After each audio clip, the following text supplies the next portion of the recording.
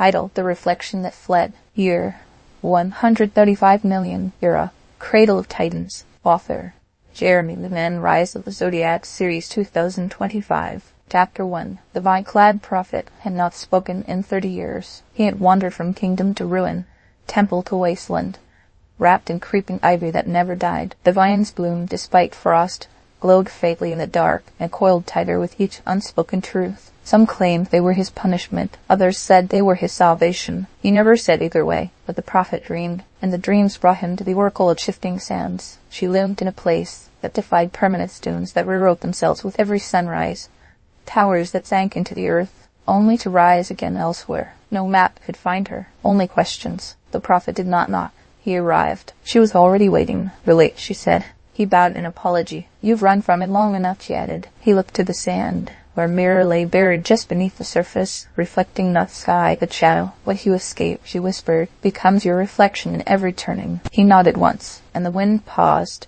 just long enough for the journey to begin. Chapter 2. They walked together through the shifting city, where every grain of sand carried a secret left unspoken by someone who feared to fail. The buildings bent toward them like listeners, the streets reconfigured to accommodate memory. The oracle asked no questions. The prophet offered no answers. Until they reached the chamber of unattempted things. Inside were statues unfinished, broken, abandoned. Each one bore the face of someone who had dreamed, but never dared. They wept thus. The prophet stepped forward and placed his palm on the largest one, a stone woman reaching upward, her fingers missing the sky by inches. He saw himself, not the vines, not the silence, but the moment before he had first turned away. "I feared to try," he said, breaking 3 decades of quiet. The oracle exhaled, relieved. "What you avoided grew roots," she said, "and now you wear them." He knelt. "The vines loosen, just slightly." She gestured to the statue. "Finish it." "I can't sculpt," he said. "You already have." Each step here was a chisel, and he touched the figure's hand. It rose. Chapter 3. The city began to unravel, not in destruction, in transformation. The buildings dissolved into glass wind. The sand lifted and spun into constellations. The statues melted into possibilities. The prophet stood taller. He was no longer hiding behind prophecy. He was becoming the attempt. The oracle smiled. "You'll leave now." He nodded. "Not to flee." "No," she said. He tried again. He looked down at the vines. They did not fall away. They bloomed, and that was enough. As he turned, the sand swirled into a mirror once more. This time, it showed him as he was, not perfect, not finished, in motion. He did not look away, because now the reflection did not haunt him. It followed, not as fear, but as witness. And what once rooted him in silence now guided him in growth. The prophet left the shifting sands not as a legend,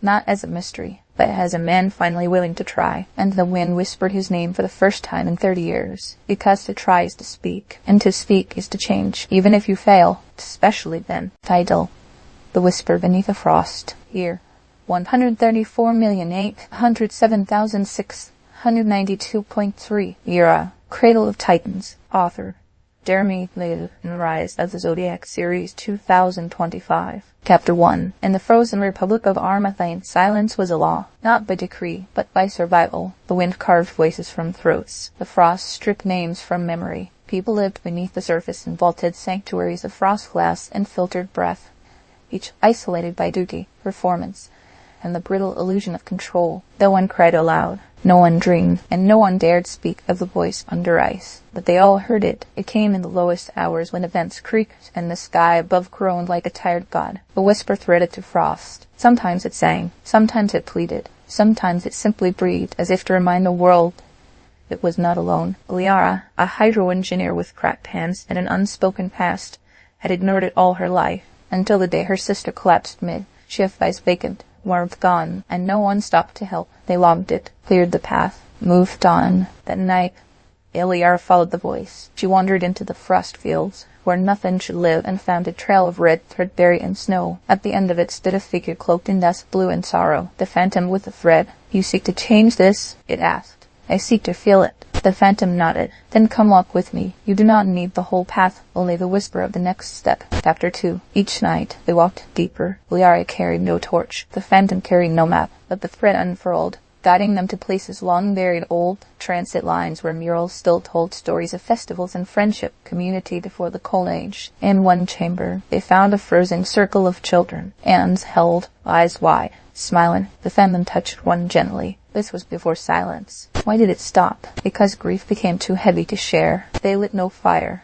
They wept instead, and it was warmer than flame. Liara returned to the sanctuaries by morning and began leaving scraps of the thread where others might find them tied to bunks, tools, cafeteria trays. Some dismissed it. Others followed. The silence began to fray. Chapter 3. When the council learned of the movement, they labeled it a hazard. Flame's shared emotion was destabilizing. That memory was a liability. That the voice under ice was only a myth. They summoned Liara. She did not bow. She placed the thread on their bench and spoke. "We've survived long enough. We are ready to live," then turned and walked away. The voice came louder that night, not from ice, but from hundreds of throats. A song. Not perfect, not planned, but real. The sanctuaries glowed with warmth not programmed, but shared. Liara found the phantom at the edge of the frost field once more. "Did we do it?" she asked. "No," the phantom replied. "You did," and vanished, leaving behind a thread, now gold. From then on, the people of Armathine taught their children the song of the voice under ice. Not to remember the cold, but to honor the warmth born when one chooses connection over fear. And even in silence, the whisper continued, because we do not need the whole path, only each other, and the courage to take one step more. Idle. The spell beneath the skin. Year. 134,615,384.6. Era. Cradle of Titans. Author. Jeremy Levan. Rise of the Zodiac Series 2025. Chapter 1. No one trusted the false healer. She lived on the edge of the Ashmire, in a crumbling tower where sick trees leaned toward her windows and her patients left changed, not always better. She spoke in riddles, walked with a limp it vanished when no one watched, and treated every wound as if it were a confession. Yet they still came, because war had returned to the lowlands, and with it, the official healers of the city couldn't stop it. Their poultices failed, their songs soured, and so, out of desperation, soldiers whispered her name, and were told, "The healer who wounds now lives again." When the first arrived, she did not greet him. She watched from the shadows as he removed his armor. "I don't want your magic," he said, "just a cure." She approached, holding a mirror. "What do you see?" "My face." "No," she said. "That's what you show. Try again." He looked deeper and screamed because the reflection bled. Chapter 2. The soldiers began arriving in groups, each one more afraid than the last. They had heard stories of men cured of fever only to fall to despair, of women healed in body but cursed with dreams. But still they came. The false healer offered no reassurance, only honesty. She told them that pain could not be erased, only redirected, that to heal they must confront the part of themselves that welcomed the wound. Most left angry. A few stayed. One, a young commander whose battalion had burned an innocent village under false orders, returned every night. He asked no favors, only questions. "Why does guilt rot more than poison?" She answered, "Because guilt requires humility, and humility unmixed the spell of power." He wept. She wept with him, and for a moment the mire shimmered. Chapter 3. When the city's high council finally outlawed her work, calling it sorcery born of self-loathing, the people were forced to choose. They came in silence, cloaked and afraid, and she welcomed them still, until the soldiers returned not for healing, but for destruction, led by a new commander, a young one. He knelt before her tower and spoke with no weapon in hand. "I've come to undo what I once allowed." She studied him. He trembled not from fear, but from surrender. And she said, "The words you whispered to yourself become the spell you live in." He nodded and whispered, "I am not righteous, but I am willing." The mire parted, not with light, but with understanding. The war didn't end that night, but the curse did, and from that broken tower, the healer who wounds became the one who whispered spells of humility into those ready to listen. The city called her dangerous, the healed called her sacred, and the mirror waited, always, ready to reflect what was finally seen. And in that truth, the tide began to turn. Fatal, the cartographer's undoing. Year. 134,423,076.9. Era. Cradle of Titans. Author. Jeremy Levan.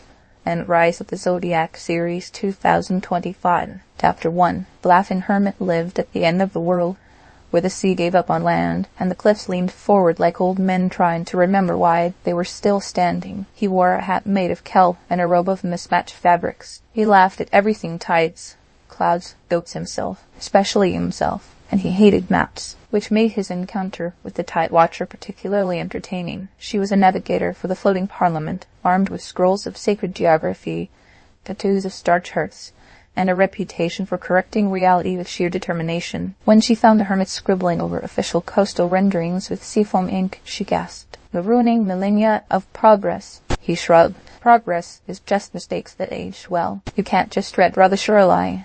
"I'm not redrawing," he grinned. "I'm listening." She looked down. The tide had shifted again, swallowing a sandbar that hadn't moved in 300 years. "Coincidence," she muttered. "Sure," he said. "Let's call it that." Chapter 2. Forced by a freak storm to stay longer than she liked, the Tide Watcher began to study the hermit's maps. They weren't nonsense. They were patterns of motion currents, seabird migrations, the whisper of shells under moonlight. They changed daily. He made her laugh. She made him think. She taught him precision. He taught her improvisation. One day she tore a hole in her prized master chart and stitched it shut with barnacle thread. "Why?" he asked. "Because every truth earned," she said, "asks you to burn the map you trusted most." They kept mapping together not coastlines, but questions. How does grief shape geography? Where do lost boats really go? What does it mean when 3 separate islanders dream of the same reef? Soon villagers came with questions. Then scholars. Then pirates. The hermit laughed harder. The Watcher stopped correcting him. Chapter 3. When the floating parliament summoned her home, they expected charts, discoveries, documentation. She brought them a joke. "What's round, wet, and never the same twice?"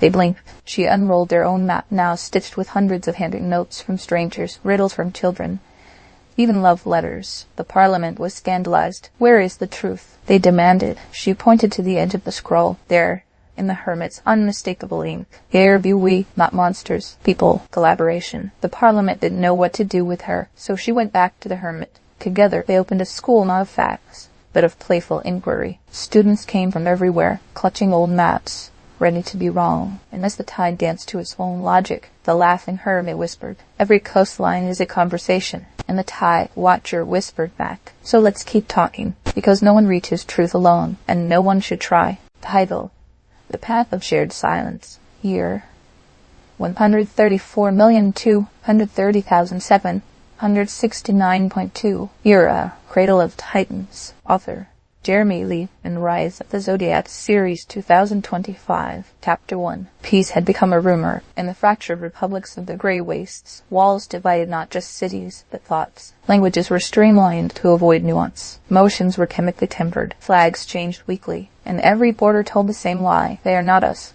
Amid this, the wandering monk moved barefoot across ash and rubble. He carried no doctrine, only a string of bones from both sides of every war he'd walked through. He said little, observed much. Some claimed he was a spy, others a prophet. He claimed neither, and he never stayed, until he met the bone mender. She lived in the exile ring. Widows too broken or too brave were sent to disappear. Her hut was built from memory, and mortar bones were forged into beams, regrets packed into the walls. She did not smile when the monk arrived. "You carry too many," she said, nodding to the bone string. "They asked me not to forget." "And what do you seek?" "Someone who knows that pain is the price of true strength." She said nothing, but let him say. Chapter 2. Together they built nothing, not at first. They listened to the wounded who came limping in, to the silent children raised between borders, to the soldiers who no longer knew what side they'd fought for. They did not promise healing. They promised presence. The monk cooked. The mender touched bones like piano keys, listening to the stories trapped within. She taught him how to set a fracture without judgment. He taught her how to sit in stillness long enough to hear her own voice. And slowly, others joined them, not to fight, but to rest, and remember what unity could feel like before flags were stitched to flesh. Chapter 3. When the Republic forces came, they didn't come to attack. They came to annex, to convert the growing haven into a new camp with a new ideology, cleansed of ambiguity. The monk knelt. The mender did not. "You want what we built," she said. The commander gestured. "Peace is a product.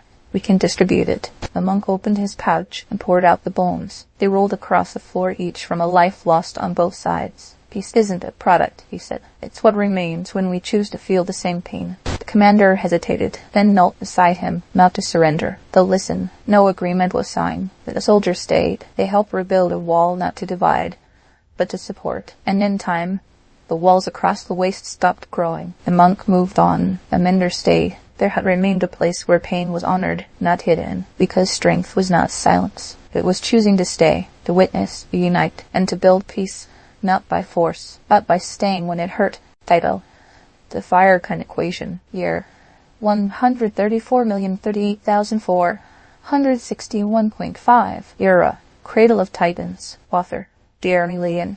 And Rise of the Zodiac Series 2025. Chapter 1. No one expected a gambler to save the station, least of all the gambler himself. He went by many names, most of them whispered after losses and bad bets, but the logs simply called him the Cursed Gambler, not because he was unlucky. Quite the opposite. He won too often, statistically impossible runs, winnings that twisted probability. So they exiled him to Orbit 9, an old listening post turned prison for the inconveniently unpredictable. And that's where the sacred fool found him. The fool arrived on a recycle shuttle painted with jokes in 50 dead languages. It carried a violin that emitted light instead of sound, and wore a mask that showed only your own face, slightly older. You're the one who walks between outcomes, the fool said. I'm the one who ran out of options, the gambler replied. Same thing. Then they danced. Not literally probability dances were strictly regulated, but with words, with risk, with time. And slowly, the gambler began to listen, because the fool was building something wild, something forbidden. A portal made not of wires, but trust. Chapter 2. The fool called it the Firekind equation. It wasn't an equation. Not really, more a philosophy encoded in quantum variables. It could see not just futures, but the intentions that shaped them. It rewarded risk taken in service of compassion. It punished apathy. You built a moral calculator, the gambler said. Oh, the fool said. I unearthed one. They tested it. A drone sent with malice exploded. One sent with doubt returned. One sent with courage and confusion. Rents formed. The gambler stared. This changes everything. Only if someone bets on it. The station's eye dormant for years, reawakened at the pulse of the equation. It began reshaping itself. Rooms realigned. Archives exposed. Old ethics protocols blinked awake. The council sent warships. Too risky, they broadcast. The fool smiled. So is living. Chapter 3. The gambler made the call. He routed all station power into the portal. The Firekind equation flared, every outcome folding inward, burning away cowardice, blooming with unguaranteed potential. The warships arrived just as the station disappeared. No explosion, no signal, just a sigh. The gambler and the fool reappeared weeks later in every major hub at once. Clones, copies, echoes? No one knew, but each version offered something strange. A chance. Card drawn from an unseen deck. Most declined, some accepted. And those few, they walked through fire and emerged kinder. Empires didn't fall, they shifted a little. Enough. The fool disappeared as fools do. The gambler stayed, wore no crown, claimed no credit, just stood by the doors of possibility and whispered to those who hesitated. When you walk through fire and emerge kinder, you've become more than flameproof. And behind him, the world held its breath and began to bet. Title, the threshold we share. Yeah. You're a Cradle of Titans. Author Jeremy Levan. And Rise of the Zodiac Series 2025. Chapter 1. The 10th gate had never been opened. It stood at the edge of the high assembly central court, a monolithic arc of stone carved with languages no one could translate. It was not locked. It was simply waiting. Every generation, a leader would be chosen to stand before it, and every time the gate remained closed, they said only the one who truly heard the voice of all people could open it. And yet, the assembly never listened. They debated, dictated, plotted themselves in echo chambers built from status and polished boots. Over time, the 10th gate became set dressing for ceremony like the rusted crown used for inaugurations. Until the child arrived, they were not invited. They carried no name, only the designation. Child of the 10th gate, a title inherited from an elder who claimed the gate once whispered in dreams. The assembly called it delusion. The public called it myth, but the child did not flinch. They walked barefoot through the assembly floor and sat, silent, still present. Chapter 2. It began with stories. The child listened not to senators or officials, but to workers, cleaners, cooks, scribes, guards. Anyone unheard, and then they echoed those voices aloud, not angrily, gently, but with precision. They asked questions in the chamber that no one had prepared to answer. What do you do when your truth doesn't fit into protocol? What is a policy worth if it silences the very people it claims to protect? They were mocked, called naive. Yet every day, more people stood outside the assembly, listening to the child's retellings, raw, unedited, unapproved. And then something shifted. The threshold keeper, once a ceremonial figure, now mostly ornamental, approached the child. You wear no crown, he said, no title. What makes you believe the gate will open for you? The child replied. It's not the crown that makes the triumph. It's what you sacrifice to wear it. The keeper nodded. and stepped aside. Chapter 3. Before the gate, the child did not pray. They did not plead. They whispered, not to the stone, to the people behind them, and one by one they stepped forward, citizens, dissenters, elders, children. Each shared a truth, a grief, a hope. And then the gate opened. No light, no fanfare, just a path. Inside, no throne, only a circle, space to sit, to speak, to listen. The assembly was never the same. Its halls were rebuilt not with stone, but intention. The crown was retired. The gate remained open, and the child, it became a guide, not of rules, of refuge, because leadership, they taught, is not command. It is creating space and holding it until all are heard and all are home. Title: The Balance Protocol. Here, 133,653,846.2 euro.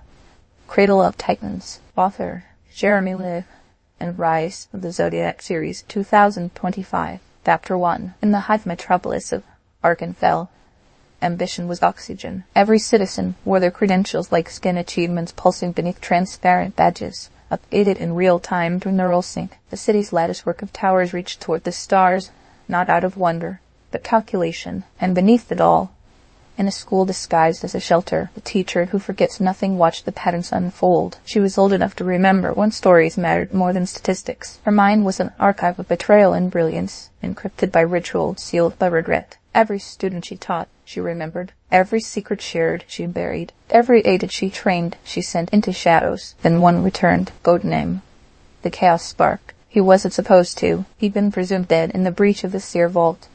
A mission scrubbed from public lungs. But there he stood coat-frayed, eye replaced by a gleaming socket, ambition burning behind a crooked smile. You taught me to choose, he said. I taught you to survive, she corrected. You said survival requires balance. He dropped a data shard onto her desk. She watched it flicker, an algorithm that could elevate individual metrics so fast it would destabilize the city's equilibrium. Personal glory, he said.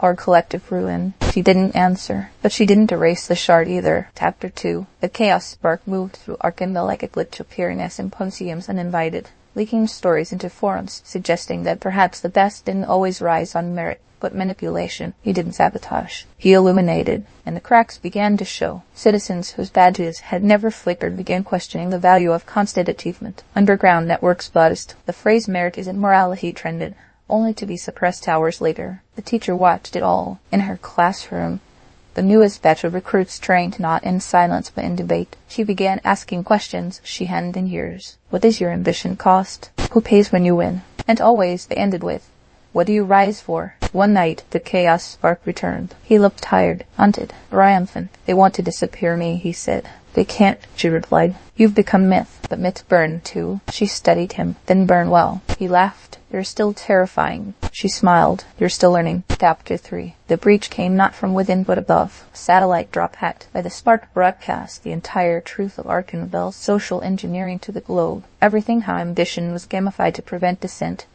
How metrics were altered to favor compliance.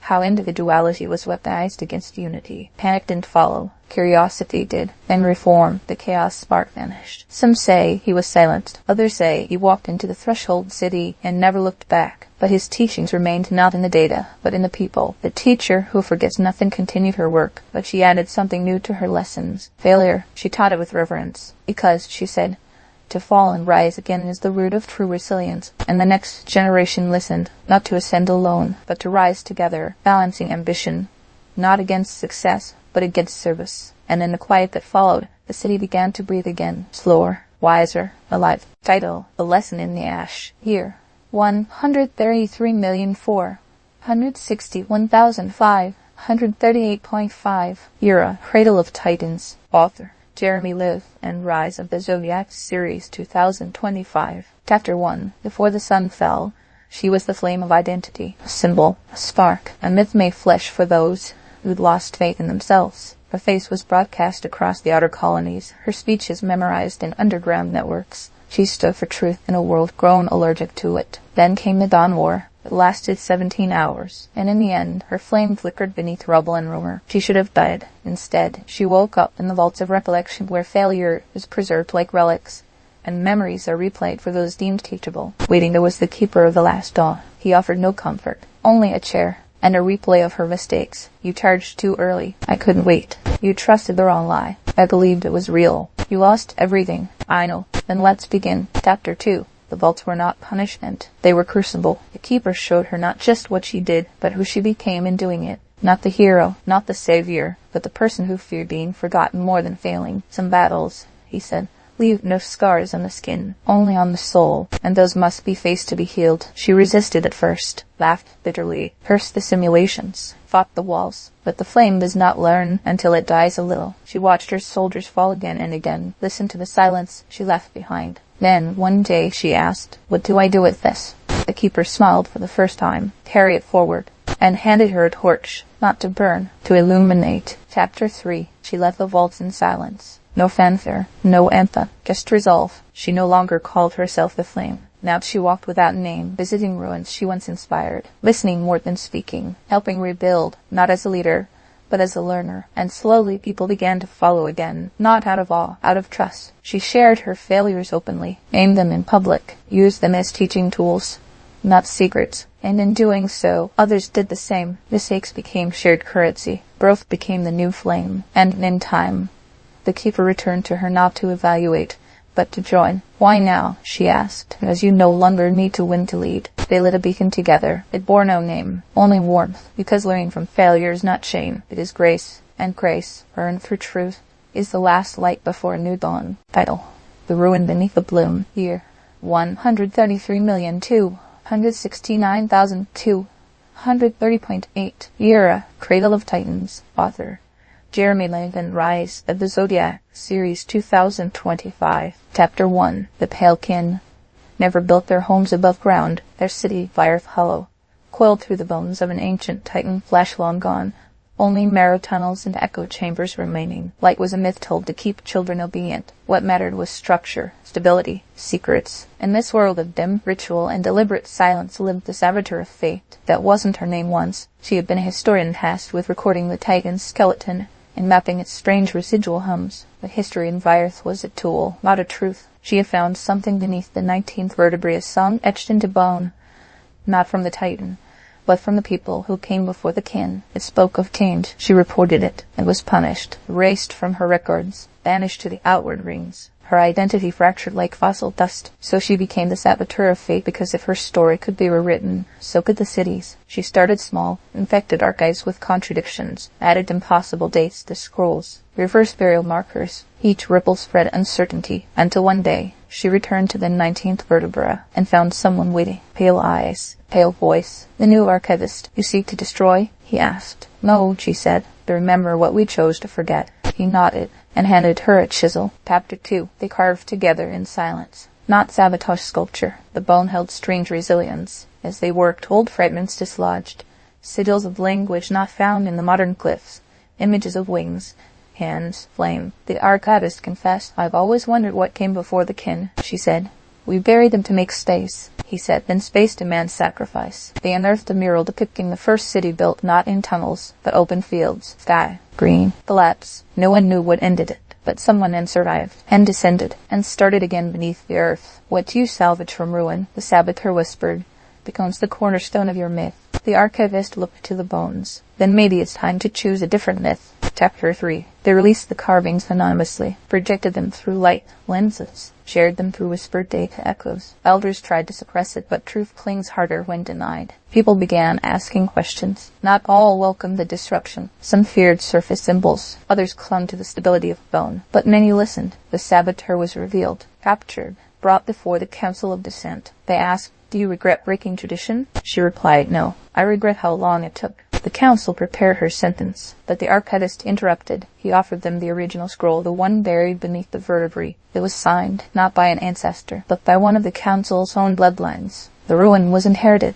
and so was the guilt. She was exiled again. But this time, she walked upward, toward the surface. Others followed. The kin split, some to preserve, some to transform, and as they breached the sky, seeing the stars for the first time in 7 generations, the saboteur turned back once. Not in regret, but in reverence. She had not destroyed the kin. She had revealed them, and from the ruin of history, a future bloomed, not perfect, but true. Bio, the silence that spoke first. Year: 133,076,923.1. Era: Cradle of Titans. Author: Jeremy Levan, Rise of the Zodiac, Series 2025. Chapter 1. The city of Caelry was known for its quiet. Not peace, not calm, just silence. Built beneath the frozen wastes of the northern rim, Caelry's streets hummed only when someone whispered. Voices were currency. Secrets were louder than songs. And the walls made from frost glass, an old memory, remembered every word spoken above a whisper. The veil-piercer came without announcement, wrapped in black leathers, face masked by mirror steel.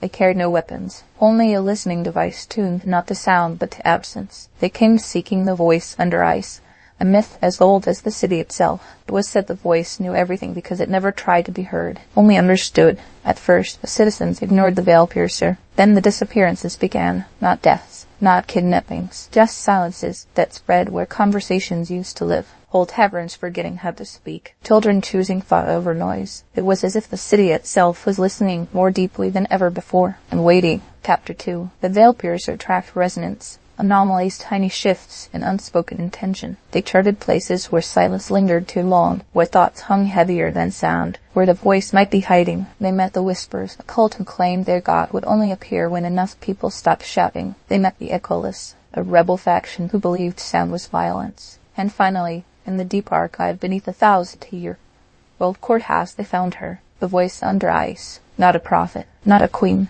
a librarian, old, blind, wrapped in seal-eyed. She sat surrounded by scrolls no one read, and tomes no one dared open. "You came to hear me?" she asked, eyes closed. "No," said the veil-piercer. "I came to hear what I've been shouting over." She smiled and pointed to a scroll. It was blank, because the message, she explained, was in the pause. Chapter 3. The fiercest battles are often fought in silence beneath the surface. The veil-piercer remained in Caelry. They no longer sought the voice. They became a listener, a mediator, a map-maker of meanings buried in stillness. The city changed. People began leaving small stones at intersections, silent messages. Others wrote letters and never sent them. The frost-glass walls stopped echoing. It began absorbing. The culture of noise had collapsed, but what rose in its place was not void. It was understanding. The voice under ice passed away without a word. Her library sealed itself, and the veil-piercer stood before it, head bowed. Not mourning, listening, because to be heard is a gift, but to listen is the act that keeps stories alive, and silence is full of truth. Title: This Circle of Quiet Wars. Year: 132,884,006. 115.4. Era: Cradle of Titans. Author: Jeremy Levan, Rise of the Zodiac, Series 2025. Chapter 1. In the forested wilds of the North's Crown, where the trees whispered in 7 tongues and rivers changed course with the moon, there stood a clearing known only to the broken. It was not marked on maps, nor guarded by a spell or sword, but all who carried silence in their hearts, those wounded by war, rejection, or the weight of expectation, found it eventually. At the center of the clearing sat the Beast Tamer. No one remembered his real name. Some said he had once ruled a city. Others claimed he had been raised by the beasts themselves. He never confirmed either. He simply tended the fire, welcomed strangers, and offered one sentence before they spoke. "This is a place where you may break. No oaths, no judgment, just space." Those who came left stories, and sometimes they stayed. One night, a girl arrived with blood on her hands, and the lion trailing behind her. The lion didn't snarl. It wept. "I killed my commander," she said. "I saved my sister." The Beast Tamer nodded. "And now? I don't know who I am without the fear." He handed her a feather, any lighter than it, just for tonight, and the lion lay down at her feet. Chapter 2. The circle grew, not in size, but in soul. For one prince came, stripped of crown and confidence. Fire mage who had burned his entire village by accident. A twin who had betrayed her sibling for the approval of a hollow god. Not in word turned away. Each was given one task before sunrise: to speak one truth they had never voiced. And so the clearing became a sanctuary of shitting, not to erase wounds but to reveal the shapes they had carved. The Beast Tamer never raised his voice, never issued commands. He only asked questions. What did it cost you? What did you protect? What did you lose when you won? One evening, a young soldier from the Eastern Blade asked, "Why do you do this?" He pointed at the embers. Even the smallest choice can tilt the course of an entire life. The soldier stared. "And what was yours?" He smiled. "I chose not to punish what I didn't understand." Chapter 3. When the conflict came, because it always does, it wore the face of authority. A hunting party sent by the Trispire Council arrived with warrants and weapons. The Beast Tamer was declared a harbinger of emotional subversion, accused of weakening the nation's spirit. The clearing stood. No weapons drawn, only presence. The lion growled once. The fire mage stepped forward not to attack, but to stand between. The twin offered her betrayal as testimony. The one sprints bowed in humility. The girl who had killed for her sister sang a lullaby the commander used to hum before war. The soldiers hesitated, then lowered their weapons, because truth, when freely offered, creates a pressure no blade can match. The council never returned, but others did. The clearing became legend, not because of battle or miracle, but because people left it changed. Lighter, braver, more whole. The beast tamer never took credit, but his circle widened, not with fire, with trust. And somewhere deep in the forest, where stories echo louder than fear, he still waits beside the fire, offering space, inviting truth, and taming the beast that no one else can see. Title: The Weave of Open Hands. Year: 132,692,307.7. Era: Cradle of Titans. Author: Jeremy Levan. Rise of the Zodiac Series 2025. Chapter 1. The Disruptor was tired, not from age, though their silver-threaded hair suggested decades, not from failure, though they had many, but from the weight of isolation, the myth of independence wrapped so tightly around their paths that it had become armor. They came to the town of Moira's Reach not to save it, but to disappear in it. The town, known for its river markets and laughably complex community councils, didn't need heroes. It needed hands. The Disruptor took a job sweeping the central square. People nodded. No one asked questions. Not even the baker, who set out an extra loaf each morning. Not even the potter, who started leaving scraps of wet clay for the Disruptor's idle hands. And especially not the child, who never spoke, but always sat nearby, drawing shapes in the dirt. One day, a question came quietly. "Were you really a god once?" asked the child. The Disruptor paused. "Once. Until I realized gods don't cry when people hurt." The child smiled, as if that answer made perfect sense. Chapter 2. Moira's Reach was small, but its problems weren't. Water disputes, sickness, inheritance feuds. There was a whole corner of town where people argue over compost rights, but everything here was handled together. At first, the Disruptor scoffed. Then they watched. When the bridge broke, 10 people showed up with rope and stubborn optimism. When the market ran short, neighbors shared without prompting. It wasn't efficient, but it worked. The Disruptor felt something shift. The armor didn't fall off. It softened. Then came the flood. An upstream dam collapsed, sending water roaring toward the town. No single hero could stop it. But Moira's Reach didn't call for heroes. It called each other. The Disruptor joined, shoveling, barricading, catching children in the rush. And when a wall crumbled near the river's edge, they caught the child from before in their arms. The child whispered, "You cried," and the Disruptor laughed through the tears. Chapter 3. After the flood, the town rebuilt, slower than before, stronger than before, and the Disruptor stayed not as a savior, not as a myth, as part of the weave. They taught those who asked, learned from those who didn't. They carved a message on the town's new council table. Flow cannot reach the hands closed in fists. The once god became a gardener. Their temple was the compost pile, their altar the soup line, and the town whispers stories, not of miracles, but of mornings when someone who once stood alone finally joined the dance of many. Because individuals do not stand apart. They grow roots in others, and bloom where hands are open together.